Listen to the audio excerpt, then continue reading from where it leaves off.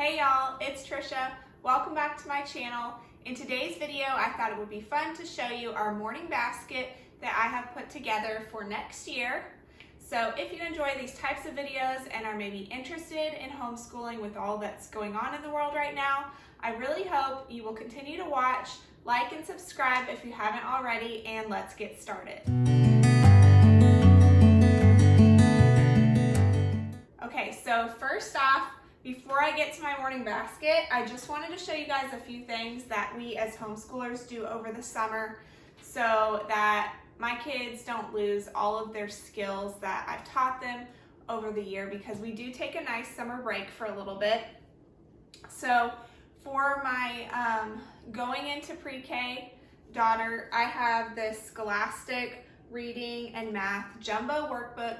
We just order these on Amazon, and I will have them linked in the description box below. So check that out if you like, but we love to use any type of workbooks for school over the summer, and I always tend to do them in the grade that they're going into.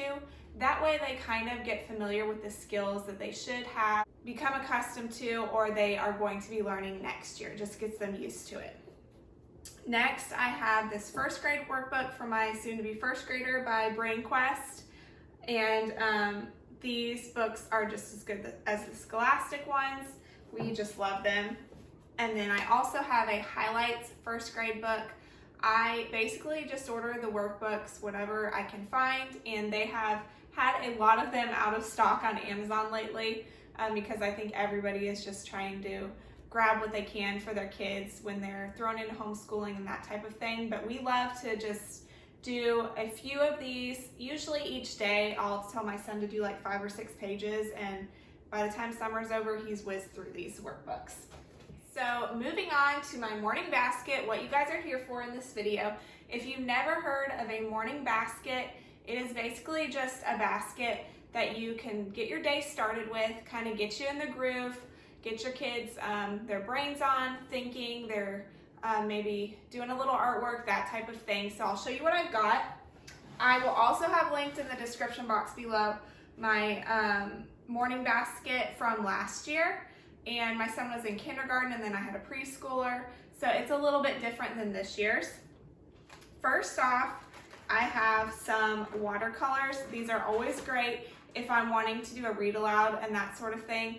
I will let my kids do watercolor and maybe paint a picture about what we're learning about.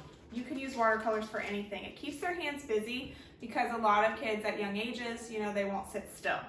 The next thing I have are these from the Target dollar spot. It's just the puzzle pieces that they piece together the number, and then they count how many of the object. So that is for my pre-K child. These are also Target dollar spot. All of these flashcards are very affordable. This one's word families, which I thought my first grader could use because he worked on those for kindergarten last year. We have rhyming puzzle pieces like cat and hat, and they put those together. Both my kids will like using those. This box is a little bit open. It is Alphabet Connect, and my pre-K daughter will be using this, where she finds the letter and then the picture that goes for it, like L is for ladybug. These were neat. They are cultures of the world. It's a little flashcard about certain countries and what their culture is like, that sort of thing, what language they speak, and a couple facts about it. So this goes well with our Becca world curriculum for social studies. Then I always like to throw in our Bible time during morning basket time. We ordered this book last year, and we have not gone through all of it. It is indescribable, and it goes along with a lot of the good and the beautiful themes and like space and that sort of thing that is also Christian based. We also have the Jesus Storybook Bible that we've gone through a couple times already. But some mornings I might just pull out a Bible story and we'll read it.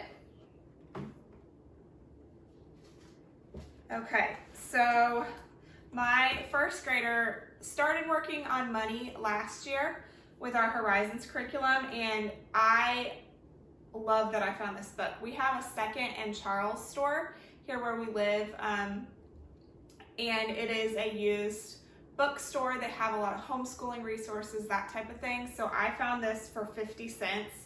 It is a gem of a book. It is all about how money goes round and round, and it tells the story, you know, how money starts one place and it just goes and goes and goes. So I thought this would be really fun to work on throughout the year and read it with my first grader.